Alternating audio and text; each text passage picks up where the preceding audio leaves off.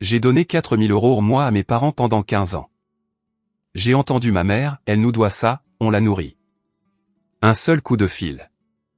Le nouvel an leur a révélé à quel point j'étais réellement ruiné. Je m'appelle Sandrine. J'ai 38 ans. Et à Noël dernier, j'ai appris que les gens pour qui j'avais tout sacrifié mentaient à mon sujet depuis 15 ans. Pendant 15 ans, j'ai envoyé à mes parents 2000 € chaque mois, soit un total de 360 000 €. Je n'ai jamais manqué un seul virement. La veille de Noël dernier, j'ai surpris ma mère dire à ma tante, Sandrine, elle ne nous a jamais envoyé un centime. Elle nous est redevable. On l'a nourrie pendant 18 ans. Dieu merci, nous avons Maxime. Maxime, mon jeune frère. Celui pour qui ils ont payé tous les frais de scolarité en école de commerce tout en me disant qu'ils ne pouvaient en payer qu'un seul et que c'était lui le garçon. Celui qui n'a pas gardé un emploi depuis 3 ans. Celui qui récoltait les lauriers pour chaque euro que j'envoyais. Je n'ai pas crié. Je n'ai pas pleuré. Je ne l'ai pas confronté. J'ai sorti mon téléphone et passé un seul appel. Au réveillon du Nouvel An, 30 de mes proches ont appris exactement qui soutenait réellement mes parents depuis le début. Et mes parents, ils ont appris ce qui arrive quand on efface la mauvaise fille. Maintenant, laissez-moi vous ramener 15 ans en arrière, le jour où j'ai effectué mon tout premier virement. J'avais 23 ans quand j'ai reçu ma première vraie paie. Je sortais tout juste de l'université. 60 000 € de prêts étudiants au-dessus de la tête comme un nuage d'orage. 3 petits boulots à temps partiel pendant mes études juste pour garder l'électricité allumée. Aucune aide de mes parents. Pas un seul centime. Je me souviens encore de la conversation 5 ans avant cette paie.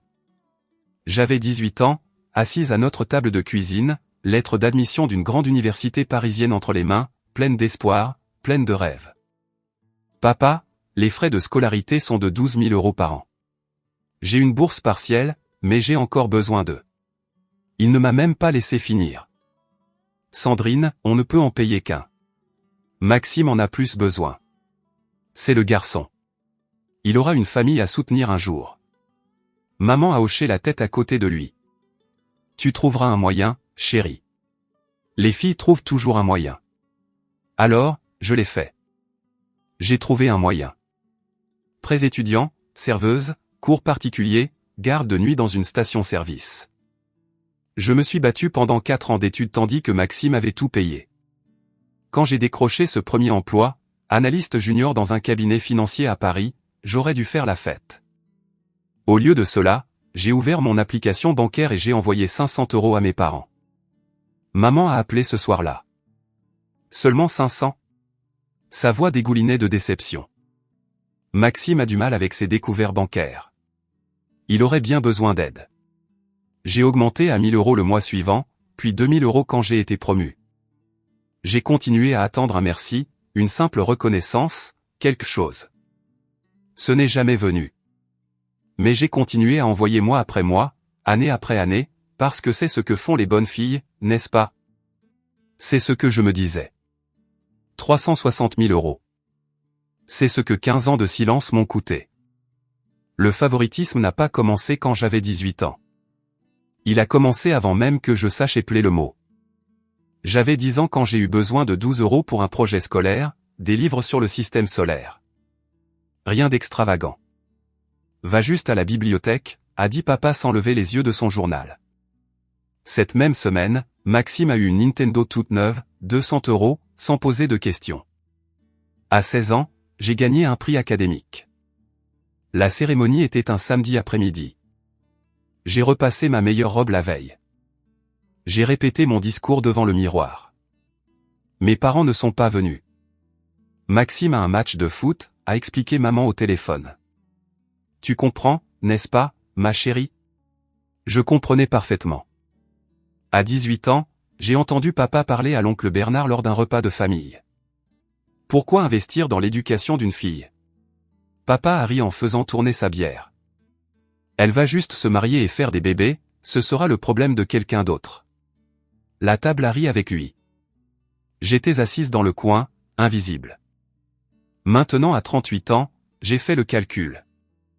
Une nuit d'insomnie, 2000 €, 12 mois, 15 ans. J'ai attrapé une calculatrice même si je n'en avais pas besoin. Le nombre brûlait dans mon esprit comme une marque au fer rouge. 360 000 euros. C'est plus que le prix de la plupart des maisons en province, plus que ce qu'ils m'ont refusé pour l'université, multiplié par 30, plus que ce que Maxime avait gagné dans toute sa vie d'adulte combinée. Le savait-il? Se sont-ils déjà assis pour additionner? Ont-ils pensé une seule fois d'où venait cet argent? J'ai fixé le plafond jusqu'à l'aube, une nouvelle question se formant dans mon esprit, une question plus sombre. Que racontait-il exactement aux gens à mon sujet? J'allais bientôt le découvrir. C'était lors du grand repas de famille de la Toussaint l'année dernière. Je suis arrivé en retard à cause d'une date butoir au travail. La maison était chaude et bruyante. Odeur de rôti, rire, le chaos habituel de 30 parents entassés dans le salon de mes parents. Je me suis glissé par la porte latérale, espérant éviter les histoires. C'est là que je l'ai entendu. La voix de tante Renée, claire comme de l'eau de roche. Maxime, tu es un si bon fils, d'envoyer de l'argent à tes parents tous les mois comme ça. Je me suis figé dans le couloir. La réponse de Maxime m'a glacé le sang. La famille passe avant tout, tante Renée. Il a souri, ce sourire paresseux qui était le sien. C'est le moins que je puisse faire. Je ne pouvais plus bouger. Je ne pouvais plus respirer. J'avais sûrement mal entendu. Puis maman est intervenue assez fort pour que tout le monde entende. Sandrine est toujours tellement occupée avec son gros boulot à Paris. Elle a soupiré dramatiquement. Elle n'a jamais de temps pour nous. Elle n'aide jamais. Dieu merci, nous avons Maxime. Des murmures compatissants ont parcouru la pièce. C'est tellement triste, a dit quelqu'un. Certains enfants oublient juste d'où ils viennent, a ajouté un autre. Je suis resté figé, les sacs de courses me sciant les paumes. 15 ans de virements bancaires hurlaient dans ma tête. Daniel m'a trouvé là 10 minutes plus tard, toujours figée, toujours silencieuse. Il a jeté un coup d'œil à mon visage et m'a tiré dehors. J'ai entendu, a-t-il chuchoté. Sandrine, je soupçonnais cela depuis un moment. Qu'est-ce que tu veux dire? La façon dont ta famille te regarde, les commentaires, ça ne collait pas. Il m'a tenu les mains. Nous avons besoin de preuves, de documentation, de tout. Je voulais retourner à l'intérieur en trombe, renverser la table, hurler la vérité. Mais Daniel avait raison. Les mots pouvaient être niés. Les émotions pouvaient être déformées. Les chiffres, eux, les chiffres ne mentent pas. Pas maintenant, a dit Daniel. Mais bientôt. Je ne savais pas que bientôt arriverait la veille de Noël. Je n'ai pas pu dormir cette nuit-là, ni la suivante, ni celle d'après. Daniel m'a trouvé à 3 heures du matin assise à la table de la cuisine avec un bloc-notes. Qu'est-ce que tu fais? Je fais une liste? Mon stylo grattait contre le papier. Tout ce que je perds en restant silencieuse. Il s'est assis en face de moi. Il a attendu. 24 000 euros par an. J'ai tapoté la première ligne. C'est ce que je leur envoie. Nous aurions pu acheter une plus grande maison, commencer une épargne-études pour des enfants que nous n'avons même pas encore. Quoi d'autre? Ma réputation. Le mot avait un goût amer. 30 membres de la famille pensent que je suis la fille ingrate qui a abandonné ses parents. Pendant ce temps, Maxime, qui n'a pas gardé un emploi depuis 3 ans, est le héros de la famille. Aniel a pris ma main. Et voici le pire. Ma voix s'est brisée. Je me perds moi-même. À chaque fête, je m'assois dans ce coin et j'ai l'impression d'avoir à nouveau 18 ans. Invisible. Sans valeur. Alors, qu'est-ce que tu veux faire? Je me posais cette question depuis des jours. Je pourrais les confronter, mais c'est ma parole contre la leur. Ton expert comptable a des dossiers. J'ai levé les yeux. Quoi? Marguerite, elle fait tes impôts depuis des années. Elle a documenté chaque virement. Quelque chose a bougé dans ma poitrine. Une petite flamme d'espoir. Si je fais ça, je les perds. Mes parents, pour de bon. Les yeux de Daniel étaient stables. Certains. Sandrine, tu les as perdus il y a des années. Tu ne l'as juste pas encore accepté. Ces mots ont frappé comme un coup physique parce qu'ils étaient vrais. Je pleurais des parents que je n'avais jamais vraiment eus. Je chassais une approbation qui ne viendrait jamais. Je payais pour un amour qui n'était jamais à vendre. Je vais attendre, ai-je finalement dit. Encore une chance. Encore un signe. Noël était dans 2 semaines. Je ne savais pas que le signe viendrait si clairement. La veille de Noël. La maison de mes parents brillait de guirlandes lumineuses et d'une fausse chaleur. Daniel m'a serré la main dans la voiture. Tu es sûr de toi? Non. J'ai attrapé la bouteille de vin que j'avais apportée. Mais j'ai besoin de savoir si la Toussaint était un accident. Peut-être que j'ai mal entendu.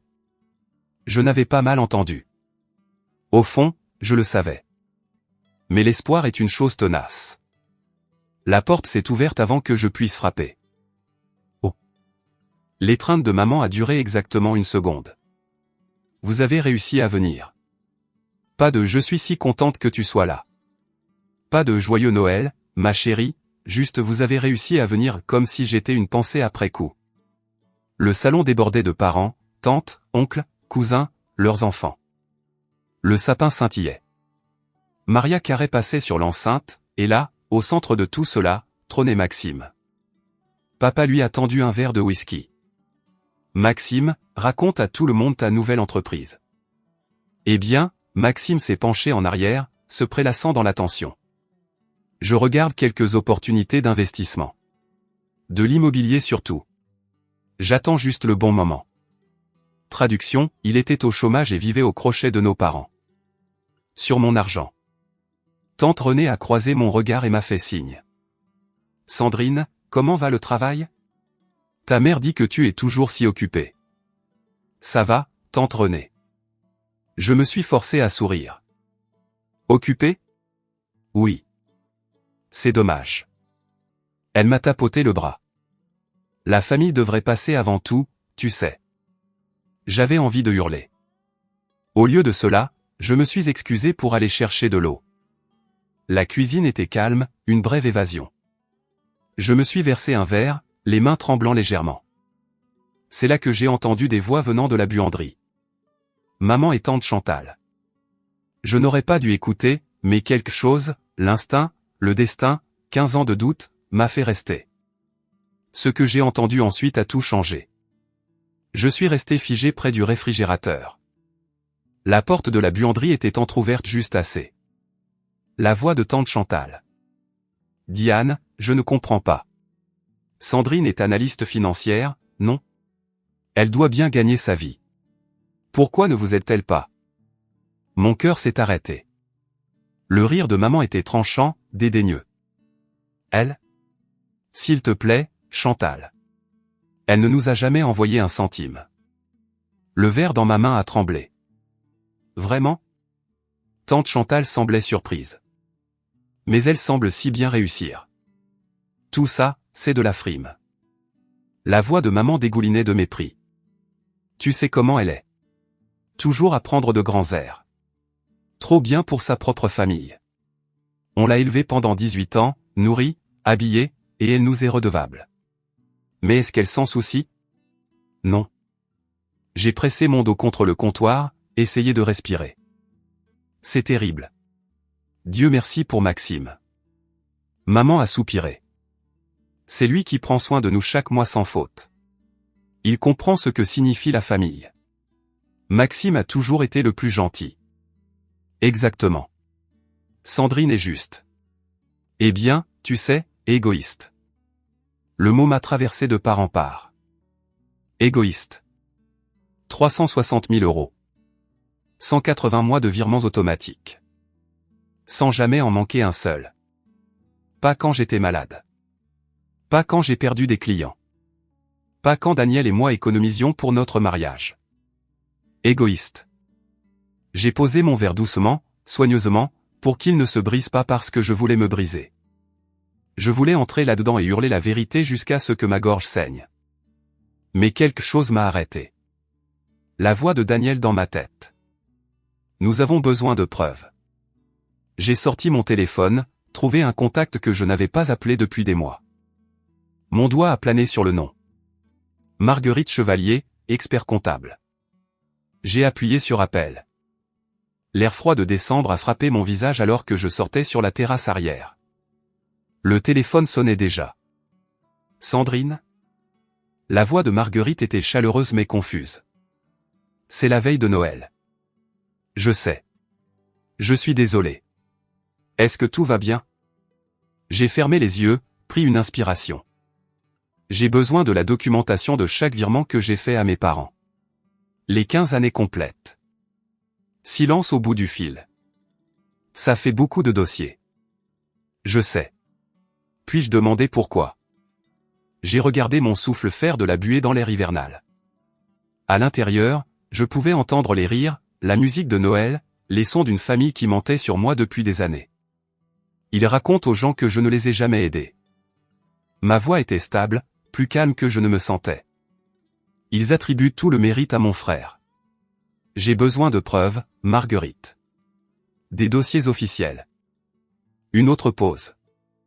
Je peux sortir des relevés bancaires certifiés remontant à 15 ans. Je les aurai prêts d'ici la fin de la semaine. J'en ai besoin avant le nouvel an. Elle s'est arrêtée. D'accord, je vais m'arranger. Tu veux tout certifier? Tout? Je veux que ce soit si officiel que personne ne puisse le remettre en question. Sandrine. Sa voix s'est adoucie. C'est une somme importante. Réalises-tu? 360 000 €? Je l'ai coupé. Je sais exactement ce que c'est, et bientôt tout le monde le saura aussi. Nous avons raccroché. Je suis resté là un moment de plus, regardant mon souffle disparaître dans l'obscurité. La porte s'est ouverte derrière moi. Sandrine. La voix de maman, douce comme le sucre. Qu'est-ce que tu fais ici? Rentre. Il gèle. Je me suis tourné pour lui faire face, la femme qui venait de me traiter d'égoïste devant ma tante. Juste un appel professionnel, maman. Elle a secoué la tête. Toujours à travailler. C'est ça ton problème. J'ai souri et je l'ai suivi à l'intérieur. Pas pour longtemps. Le 26 décembre, le lendemain de Noël. Daniel était retourné travailler. J'étais assis seul dans notre appartement à fixer mon téléphone. Un appel fait, un autre a passé. J'ai trouvé le numéro de maître Thomas Richard, mon notaire. Nous nous étions rencontrés il y a 2 ans quand Daniel et moi avions finalement pris le temps de faire nos testaments. À l'époque, j'avais inscrit mes parents comme bénéficiaires secondaires juste au cas où. Étude de maître Richard. En quoi puis-je vous aider? Thomas, c'est Sandrine Martin. Sandrine, joyeuse fête. Que puis-je faire pour vous? Je n'ai pas perdu de temps en politesse. J'ai besoin de faire des changements dans mes documents de succession, mon testament et mes bénéficiaires d'assurance vie. Une brève pause. Quel genre de changement? Je veux retirer mes parents de tout. Des papiers ont été remués de son côté. Je l'imaginais sortir mon dossier. Actuellement, votre mari Daniel est le bénéficiaire principal. Vos parents, Hervé et Diane Martin, sont secondaires. Vous voulez les retirer entièrement? Oui. Remplacez les parts. J'ai réfléchi un instant. Une association caritative pour l'éducation des enfants issus de familles à faible revenu. L'ironie ne m'échappait pas. L'argent qui aurait pu aller aux parents qui m'avaient refusé une éducation irait maintenant aider des enfants comme je l'avais été. C'est un changement significatif, Sandrine. Êtes-vous sûr? Je n'ai jamais été aussi sûr de quoi que ce soit. Je peux avoir les documents prêts pour le 2 janvier. Vous devrez venir signer. Parfait. Si cela ne vous dérange pas que je demande. C'est une affaire de famille, Thomas. Ma voix était ferme mais polie. En restons là. Après avoir raccroché, je me suis assise dans le calme de mon appartement. 2 appels, 2 chaînes brisées. Maintenant, tout ce dont j'avais besoin, c'était la documentation de Marguerite et un moment pour faire voir la vérité à tout le monde. Le réveillon du Nouvel An était dans 6 jours. Le 30 décembre, 2 jours avant la fête. Mon email a sonné à 19h47. De Marguerite Chevalier, expert comptable. Objet, dossier de documentation. Pièce jointe confidentielle, Martin virement 2011-2025 certifié.pdf. Mon doigt tremblait sur le pavé tactile. J'ai cliqué. Le PDF s'est chargé lentement. page après page après page. 47 pages au total. Chaque virement unique listé chronologiquement. Date, montant, numéro de confirmation bancaire, mon compte, leur compte. Mars 2011, 500 €. Avril 2011, 1000 €. Mai 2011, 1000 €. Janvier 2024, 2000 €. Février 2024, 2000 €. Tout le long jusqu'à décembre 2025. Au bas de la dernière page en gras, total des virements, 360 000 €, certifié par Marguerite Chevalier, expert comptable, acte notarié, 29 décembre 2025. Daniel est rentré pour me trouver devant l'imprimante. Est-ce que c'est 47 pages? J'ai regardé chaque feuille sortir, chaude et réelle. 15 ans, chaque euro. Il a ramassé la première page, l'a lue, l'a reposée. Sandrine, je sais que c'est. Il a passé sa main dans ses cheveux. C'est une maison. C'est 2 enfants à l'université. C'est tout ce que j'aurais pu avoir. J'ai rassemblé les pages en une pile soignée. Tout ce qu'ils ont dit que je n'ai jamais donné. J'ai ouvert ma mallette en cuir, celle que j'utilisais pour les réunions clients importantes, et j'ai glissé les documents à l'intérieur. Mon téléphone a vibré. Un email de Thomas Richard. Document de succession finalisé, prêt pour signature le 2 janvier. Une pièce de plus du puzzle. Daniel m'a regardé fermer la mallette avec un clic doux.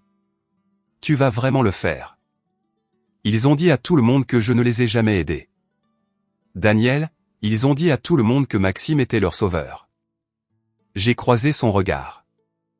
Ils organisent une fête pour le réveillon du Nouvel An. 30 membres de la famille. Et je vais leur donner à tous de quoi parler. Je te conduis. Non. J'ai secoué la tête. J'ai besoin de faire ça seul. 31 décembre, 20 h. Daniel a laissé tourner le moteur de la voiture devant la maison de mes parents. Chaque fenêtre brillait de lumière. La musique résonnait de l'intérieur. Au moins 30 voitures bordaient la rue. Je peux attendre, a proposé Daniel. Juste au cas où. Donne-moi 2 heures. J'ai attrapé la mallette en cuir sur le siège arrière. Si je ne suis pas sorti à 22 h, viens me chercher. Sandrine. Il m'a attrapé la main. Quoi qu'il arrive là-dedans, je suis fier de toi. Je l'ai embrassé sur la joue. Puis je suis sorti dans le froid. La porte était déverrouillée. Je suis entré. Le salon m'a frappé comme une vague. Bruit. Chaleur. Décor partout. Des cousins que je n'avais pas vus depuis des années. Des tantes et des oncles buvant du champagne. Des enfants courant entre les jambes. Et ma mère tenant court près de la cheminée. Elle m'a repéré. Son sourire a vacillé. Là, puis disparu. Sandrine, tu es venue. Elle n'a pas bougé pour m'embrasser. C'est quoi ce sac? Tu travailles ce soir? Juste quelques documents? J'ai gardé ma voix légère. Quelque chose dont je dois m'occuper. Ses yeux se sont plissés légèrement. Suspicieux, mais les invités regardaient, alors elle a joué le jeu. Eh bien, pose-le quelque part. C'est une fête. J'ai posé la mallette à mes pieds. Je ne l'ai pas quittée des yeux. De l'autre côté de la pièce, papa était au milieu d'une histoire, un cercle de parents suspendus à ses lèvres. Et vous savez à quel point ça a été dur depuis que je suis à la retraite. Revenu fixe, facture médicale, mais Maxime a été incroyable.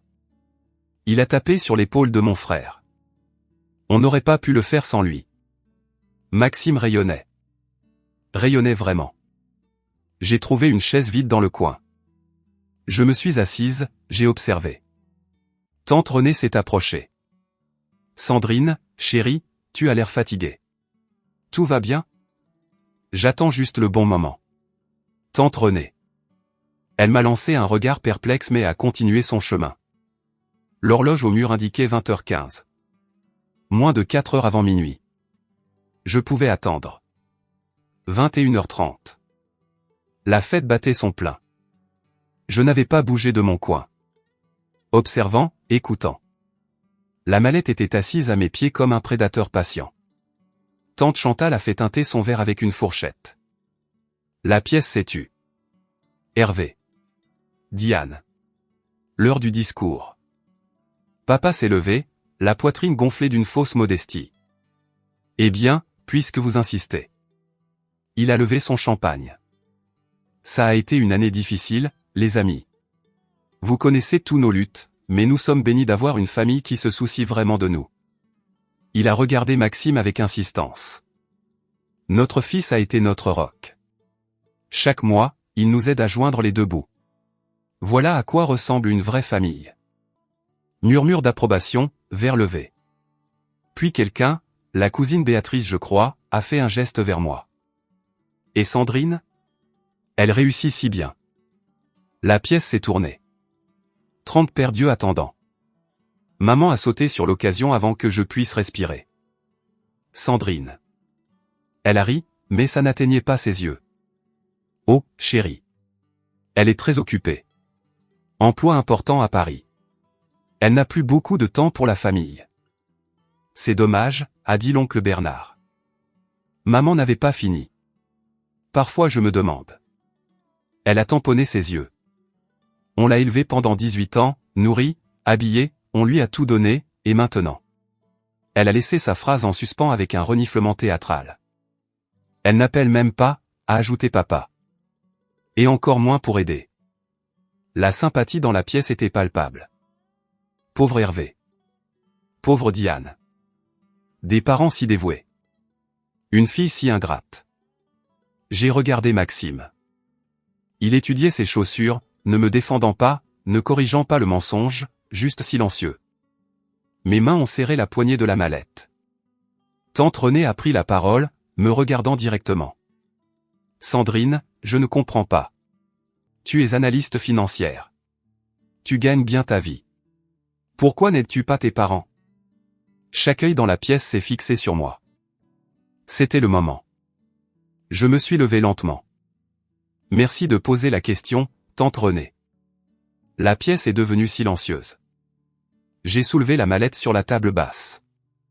La serrure a cliqué ouvertement, un bruit impossiblement fort dans le calme. Qu'est-ce que tu fais? La voix de maman était tranchante. Un avertissement. Je n'ai pas répondu. J'ai juste retiré la pile de papier. 47 pages.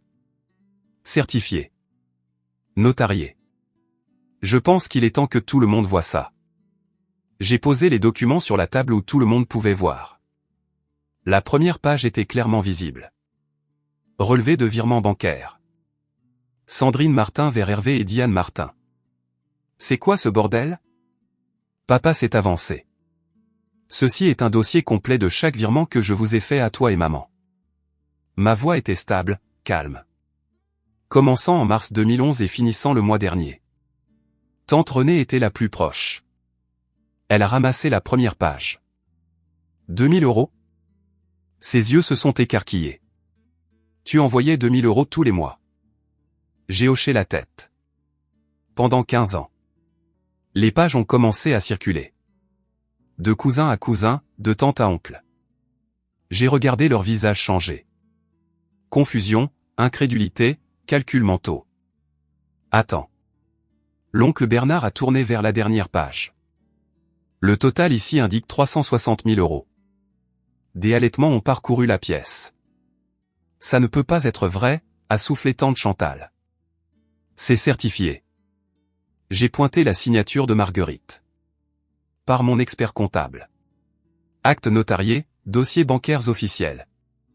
La pièce a éclaté en chuchotement. Les papiers bruissaient alors que tout le monde essayait de voir. Le visage de maman était devenu blanc. Le verre de champagne de papa tremblait dans sa main. Maxime n'avait pas bougé, figé comme un cerf dans les phares. Sandrine. La voix de papa s'est brisée. C'est une affaire de famille privée. Tu l'as rendue publique. Je l'ai coupée. Calme mais ferme. Tu viens de dire à tout le monde que Maxime vous soutient.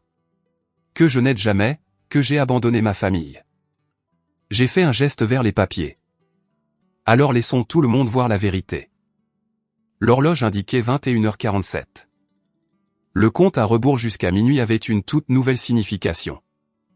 Maintenant, je dois faire une pause ici un instant. Si vous avez déjà eu l'impression que vos contributions étaient invisibles, que vos sacrifices passaient inaperçus pendant que quelqu'un d'autre récoltait les lauriers, je veux que vous sachiez que vous n'êtes pas seul. Avant de vous montrer ce qui s'est passé ensuite, si cette histoire résonne en vous, appuyez sur le bouton j'aime et abonnez-vous, et dites-moi dans les commentaires, avez-vous déjà été l'invisible de votre famille? J'attends. Maintenant, retour à ce salon.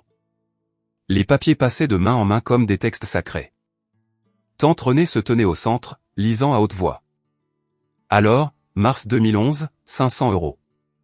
Avril 2011, 1000 €. Elle a tourné les pages. Janvier 2015, 2000 €. Février 2015, 2000 €.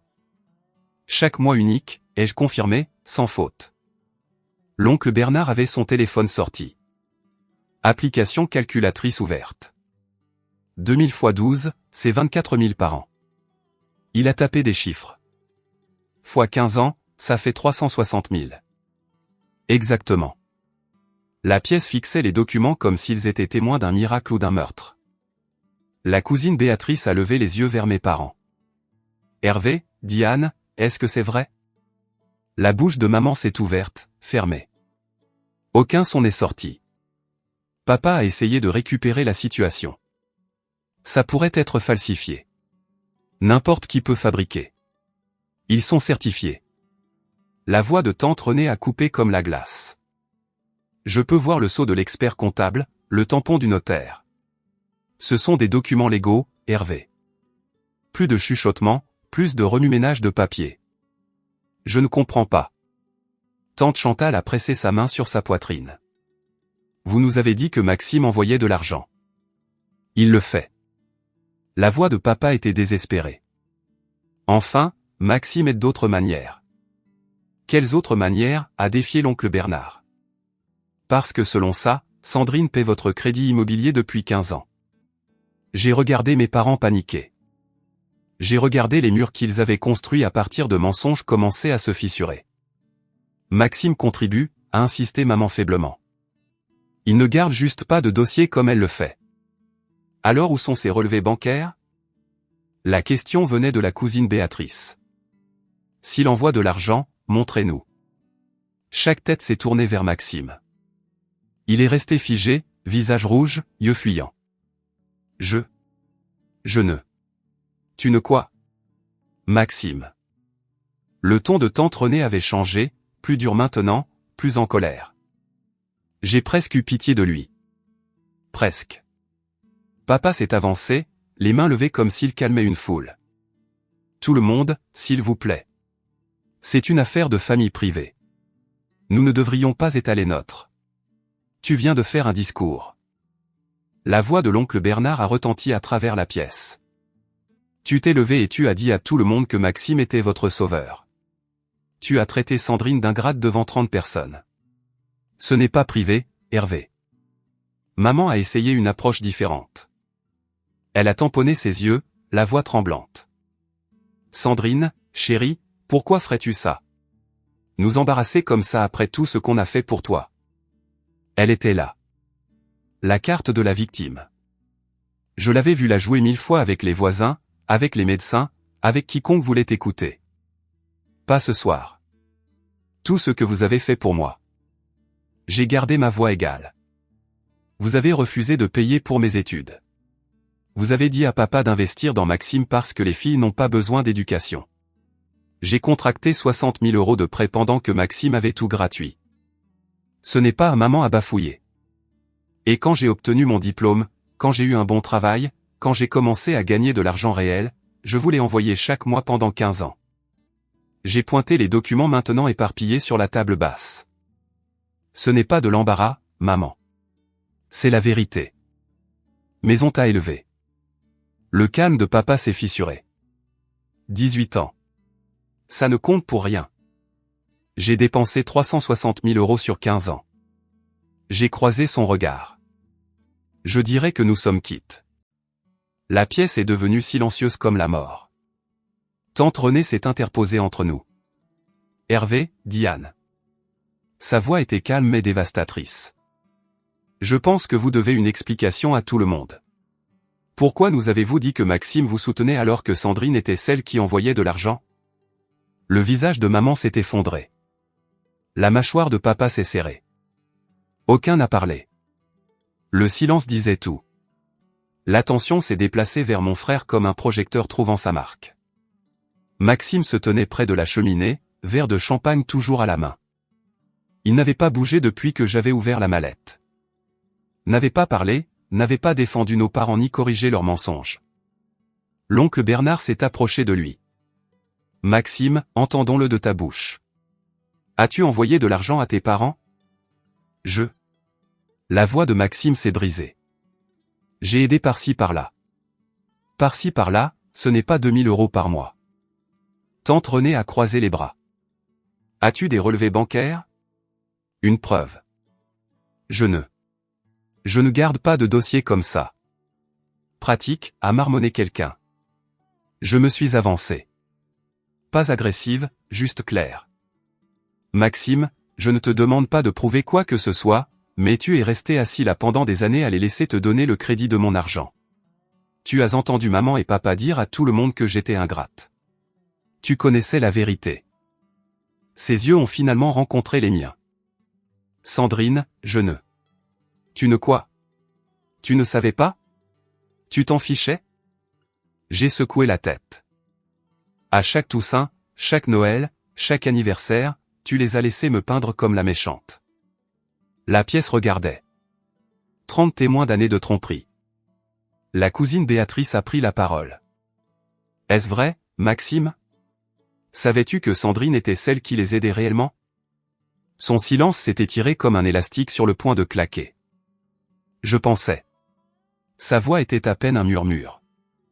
Je pensais que peut-être elle envoyait aussi de l'argent. Comme en plus de ce que je... Ce que quoi? L'oncle Bernard a insisté. Que as-tu contribué exactement? Maxime a regardé le sol. La réponse était claire. Rien. Il n'avait rien contribué et il le savait depuis le début. Je vois. La déception de tante Renée était palpable. Eh bien, je pense que nous avons tous appris quelque chose ce soir. L'horloge indiquait 22h15. La fête était finie. Le règlement de compte ne faisait que commencer. L'ambiance avait changé. La musique était éteinte. Le champagne restait intact. J'ai plongé la main dans ma mallette une dernière fois. J'ai quelques annonces. Papa avait l'air de vouloir m'arrêter, mais 30 per Dieu le maintenaient en place. Premièrement, j'ai fait face à mes parents directement. À partir de janvier, je n'enverrai plus d'argent. Non pas parce que je ne peux pas me le permettre, mais parce que je ne dois rien à personne. Maman a laissé échapper un petit cri. Deuxièmement, ai-je continué, solide comme l'acier. La semaine dernière, j'ai mis à jour les bénéficiaires de mon assurance vie. Maman et papa, vous n'êtes plus listés. S'il m'arrive quelque chose, l'argent va à un fonds d'éducation pour les enfants issus de familles modestes. L'ironie a atterri. J'ai vu tante Renée hocher légèrement la tête. Troisièmement, c'était le plus dur. J'ai révisé mon testament. L'héritage sur lequel vous comptiez, il a disparu. Chaque centime ira à des gens qui ne nieront pas d'où il vient. Les jambes de maman ont semblé lâcher. Elle s'est effondrée sur le canapé. Comment peux-tu? Sa voix était à vif. Après tout. J'ai presque ri. Vous avez dit à toute la famille que j'étais ingrate. Vous avez donné à Maxime le crédit de mon argent. Vous n'avez jamais dit merci une seule fois. Nous sommes tes parents, a crié papa. Et j'étais votre fille, passée composée, délibérée. Vous m'avez élevé pendant 18 ans. Je vous ai soutenu pendant 15 ans. J'ai financé des vacances dont vous avez dit aux gens que Maxime les payait. J'ai couvert des factures médicales dont vous avez dit qu'elles venaient de vos économies. J'ai ramassé ma mallette. Nous sommes quittes maintenant, en fait, selon mes calculs, vous me devez encore environ 100 000 € en dommages émotionnels. Mais je vais laisser passer ça. Personne ne m'a arrêté alors que je marchais vers la porte. Sandrine, attends. Maman a tendu la main. Je ne me suis pas retourné. J'étais presque à la porte quand une main a attrapé mon bras. Tante Renée. Ses yeux brillaient. Sans un mot, elle m'a tiré dans une étreinte. Je suis tellement désolé, ma chérie. Sa voix s'est brisée. Je ne savais pas.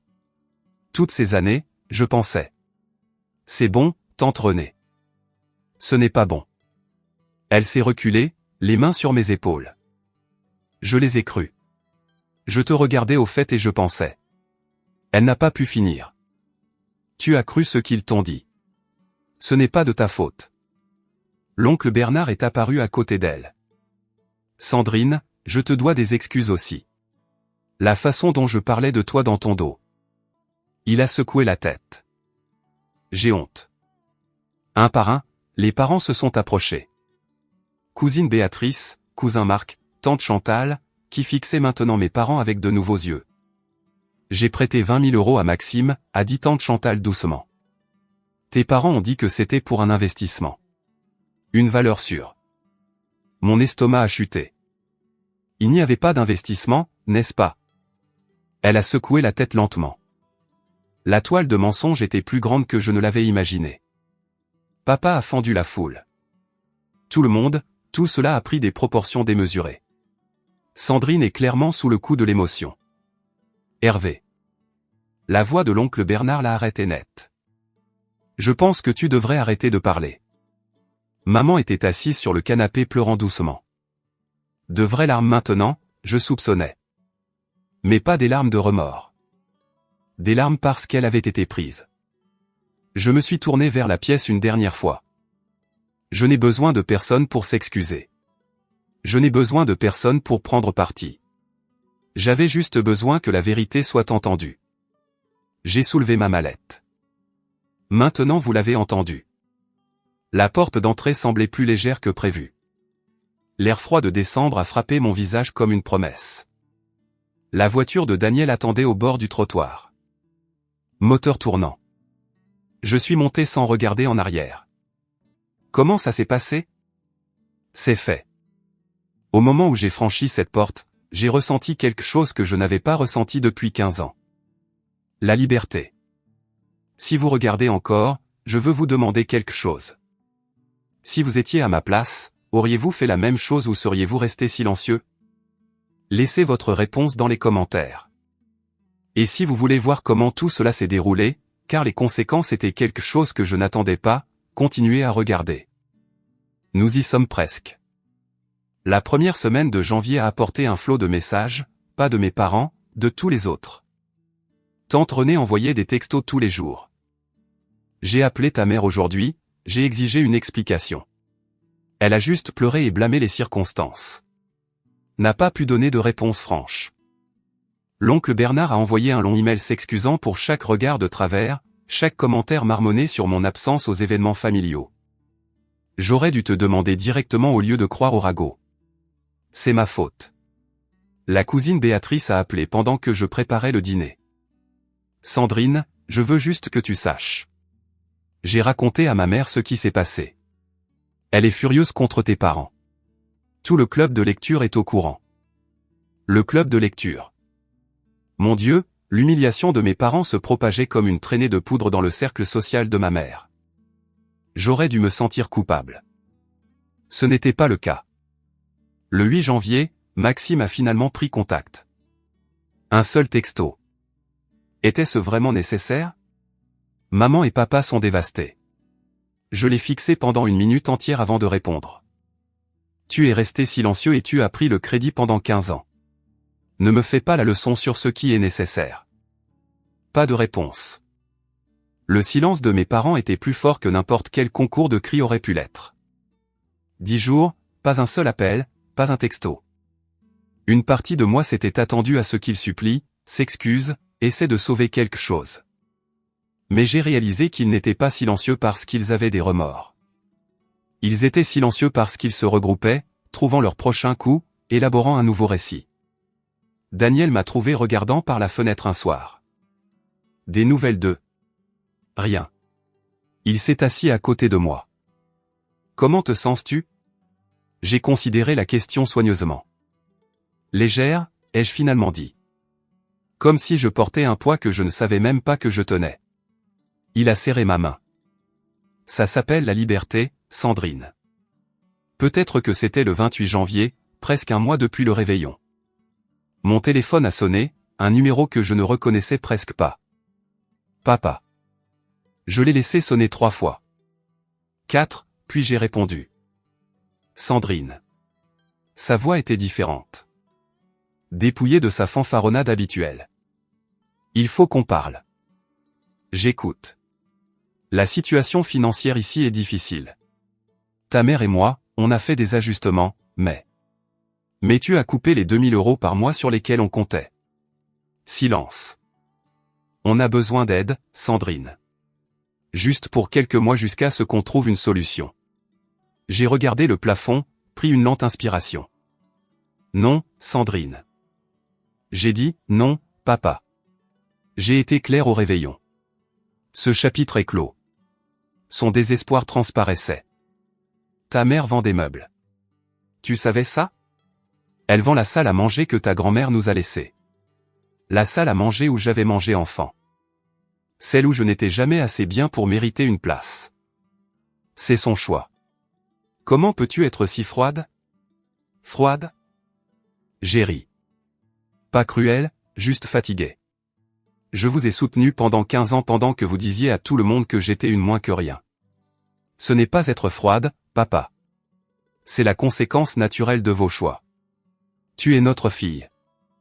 Et vous avez dit à tout le monde que vous auriez souhaité que Maxime soit né en premier à ma place. Tu te souviens? Toussaint 2019. Je vous ai entendu. Silence de mort. Il ne se souvenait pas. Ou plus probablement, il ne pensait pas que je m'en souviendrais. Papa, je ne veux rien de toi. Je n'ai pas besoin d'excuses. Je n'ai pas besoin d'entendre que tu es désolé. J'ai stabilisé ma voix. J'ai juste besoin que tu comprennes. J'ai fini. Ce n'est pas une punition. Ce sont des limites. La ligne est restée silencieuse un long moment, puis un clic. Il m'avait raccroché au nez. Pour la première fois de ma vie, ça m'allait. Le 5 février, un coup de téléphone qui a changé tout ce que je croyais savoir. La voix de tante Renée était différente. Agitée. Sandrine, je dois te dire quelque chose. Je viens de découvrir et je suis furieuse. Qu'est-ce qui s'est passé? Ton frère. Elle a craché les mots. Maxime. Sais-tu combien de dettes il a?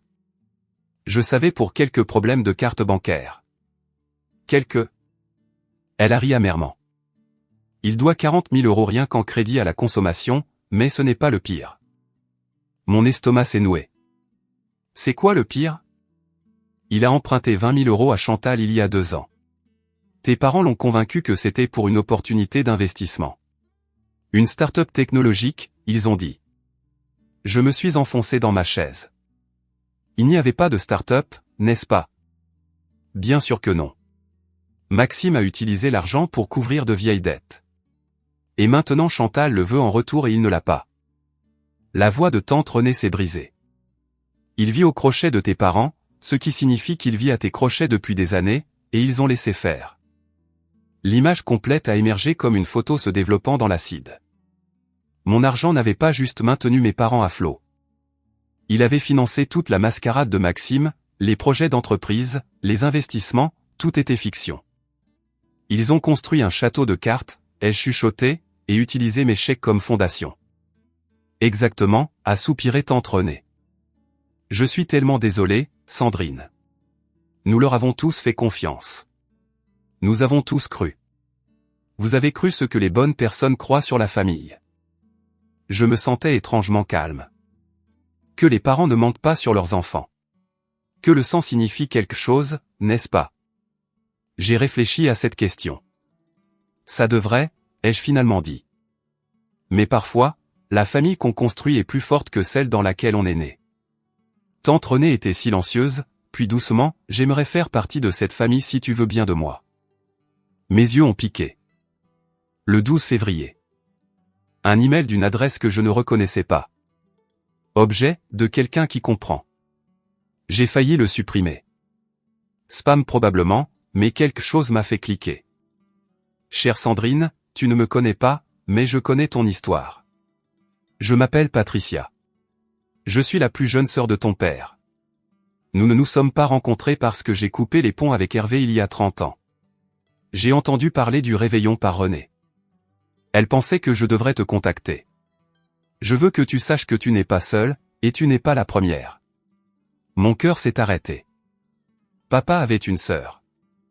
Il ne l'avait jamais mentionné. Pas une seule fois. J'ai continué à lire. Quand j'avais 25 ans, j'étais exactement là où tu es. Hervé était grand-parent. Il me voyait de la même façon qu'il te voit. La fille jetable. Celle qui était censée donner sans recevoir. J'ai quitté la province et je n'ai jamais regardé en arrière. La meilleure décision que j'ai jamais prise. Je connais la culpabilité que tu pourrais ressentir. Les murmures qui te disent que la famille est tout et que le sang est plus épais que l'eau.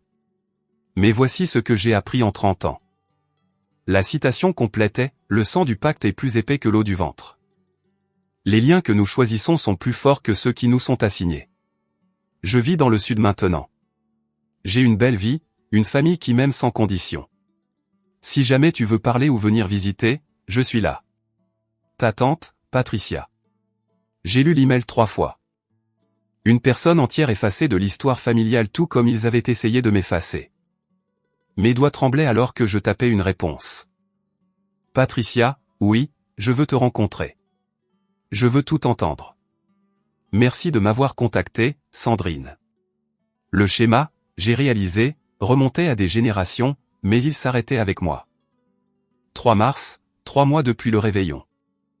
Un email de maman est apparu dans ma boîte de réception. Mon premier contact direct de l'un ou l'autre parent depuis l'appel de papa. Objet, s'il te plaît, lis ça. Très chère Sandrine, j'ai commencé cet email 100 fois. Je ne connais pas les bons mots. Je sais que tu es en colère.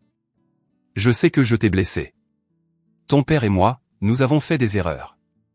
Nous aurions dû être plus reconnaissants. Nous aurions dû dire la vérité à la famille. Mais chérie, tu dois comprendre, tout ce que nous avons fait, nous l'avons fait pour la famille. Maxime avait du mal. Il avait besoin de plus de soutien. Nous n'avons jamais voulu diminuer ce que tu as fait. Tu es notre fille. Le sang c'est le sang. Tu ne peux pas juste nous couper les vivres comme si nous étions des étrangers. S'il te plaît, Sandrine, reviens à la maison. Parlons comme une famille. Nous pouvons arranger ça. Tu me manques, maman. Je l'ai lu 3 fois, puis une fois de plus. Elle était désolée qu'il se soit fait prendre, pas désolée d'avoir menti. Elle voulait arranger les choses, pas reconnaître ce qu'ils avaient fait.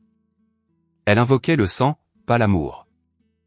J'ai rédigé ma réponse soigneusement, chaque mot délibéré. Maman, j'ai lu ton email. J'apprécie que tu me contactes, mais j'ai remarqué qu'il manquait quelque chose. De vraies excuses. Pas nous aurions dû être plus reconnaissants. Pas nous avons fait des erreurs. Ce ne sont pas des excuses. Ce sont des minimisations. Tu as dit à la famille que j'étais ingrate pendant 15 ans. Tu as laissé Maxime s'attribuer le mérite de mes sacrifices. Vous avez construit votre retraite sur mon argent tout en me traitant d'égoïste dans mon dos. Notre relation ne peut exister que si elle est construite sur la vérité et le respect. Pas la culpabilité, pas l'obligation, pas le sang c'est le sang. Si tu veux essayer à nouveau, essayer vraiment, tu sais comment me joindre. Mais je n'attendrai plus. J'ai attendu 38 ans. Sandrine. J'ai appuyé sur envoyer. Puis j'ai fermé mon ordinateur portable et je suis allé marcher. 31 décembre. 1 an depuis la nuit qui a tout changé. J'écris ceci depuis la véranda de notre nouvelle maison. 3 chambres, un jardin, de l'espace pour l'avenir que nous construisons. L'apport, 24 000 € que je n'ai pas envoyé à mes parents cette année. Le reste vient d'années d'économie que nous pensions ne jamais être les nôtres. Le mois dernier, j'ai pris l'avion pour le sud. Patricia est venue me chercher à l'aéroport elle-même. Nous avons parlé pendant 6 heures d'affilée d'Hervé, du schéma familial s'étendant sur des générations, du courage qu'il faut pour se libérer. Ils m'ont dit que je regretterais de partir, a-t-elle dit autour d'un vin ce soir-là. Que je reviendrais en rampant, que je mourrais seul. L'as-tu fait ? Elle a souri à son mari à travers la pièce, ces enfants adultes riant dans la cuisine. Est-ce que ça en a l'air? Non, ça n'en a pas l'air. Tante Renée appelle tous les dimanches maintenant. Elle est devenue la famille que je n'ai jamais eue en ma mère. J'ai parlé à tes parents la semaine dernière, m'a-t-elle dit lors de notre dernier appel. Ils ont vendu la deuxième voiture. Maxime a réemménagé pour aider avec les dépenses. Elle a fait une pause. Ils ont du mal, Sandrine. J'ai écouté le poids de ces mots. Je sais. Comment te sens-tu par rapport à ça? J'ai réfléchi avant de répondre. Je ne suis pas heureuse qu'ils aient du mal. Je ne leur souhaite pas de mal. J'ai regardé Daniel faire du café dans notre nouvelle cuisine. Mais j'ai aussi passé 15 ans à m'immoler par le feu pour les garder au chaud. Je ne peux plus faire ça. Je comprends. Vraiment? Plus que tu ne le penses, ma chérie. Mes parents n'ont jamais répondu à mon dernier email. Pas d'excuses, pas de reconnaissance, pas de tentative de me rencontrer là où j'avais demandé à être rencontré. Certaines portes se ferment parce que les gens de l'autre côté ne veulent pas les franchir. J'ai fait la paix avec ça. Ce soir, je suis assise sur le porche de ma nouvelle maison. Le soleil se couche sur des arbres que nous avons plantés nous-mêmes. Daniel sera bientôt rentré du travail. J'ai réfléchi à ce que je dirais à quelqu'un dans ma position, quelqu'un qui a donné et donné, se demandant pourquoi cela ne semble jamais assez.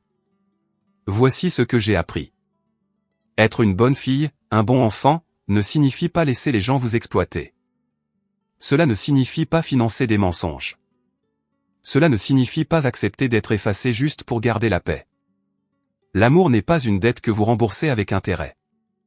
Si quelqu'un ne peut vous aimer que lorsque vous lui êtes utile, ce n'est pas de l'amour. C'est de la comptabilité. Et parfois, fixer des limites est la chose la plus aimante que vous puissiez faire pour vous-même, pour votre avenir, pour la famille que vous construirez au lieu de celle qui vous a été assignée. Je ne déteste pas mes parents. La haine prend une énergie que je préfère dépenser ailleurs. Je ressens quelque chose de plus proche du deuil. Le deuil des parents que j'aurais aimé avoir. Les versions d'eux que je continuais d'espérer voir émerger, elles ne l'ont jamais fait. Mais voici ce que j'ai gagné. La liberté, le respect de soi, un mariage construit sur l'honnêteté. Des proches qui sont devenus une vraie famille une fois qu'ils ont appris la vérité. Et Patricia, une tante dont j'ignorais l'existence, qui a prouvé que se libérer ne signifie pas s'effondrer. La porte s'ouvre derrière moi. Et Daniel pose une tasse de thé à côté de moi. À quoi penses-tu? À tout. À rien. Je lui souris. Surtout à quel point cette année semble différente. Bien différente? Je prends sa main. Ouais, bien différente. Il s'assoit à côté de moi.